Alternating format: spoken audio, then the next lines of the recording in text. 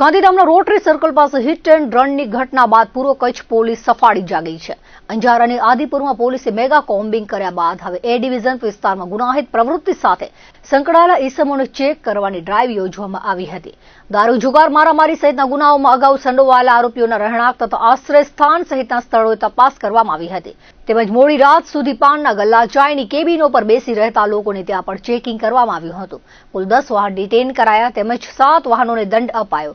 આ સાથે 113 વાહન ચેક કરવામાં આવ્યા હતા. પીધેલાના 3, દેશી દારૂના 2 અને અંગ્રેજી દારૂનો 1 કેસ કરવામાં આવ્યો હતો. વિવિધ વિસ્તારોમાં પોલીસના દાડે દાળ ઉતરી પડતા સંકુલમાં કુતૂહલ જોવા મળ્યું હતું. કોમ્બિંગ દરમિયાન ટ્રાન્સપોર્ટ નગરમાં તપાસ કરવામાં આવી હતી. આરોપી તૈયબ ઓસમાન રાયમાના ઘરે તપાસ કરવામાં આવી ત્યારે દારૂની અલગ અલગ બોટલો અને બિયરના 990 ટીન મળી આવ્યા હતા. કુલ 3,95,285 નો મુદ્દામાલ કબજે કરવામાં આવ્યો હતો. રેડ દરમિયાન આરોપી હાજર મળ્યો ન હતો.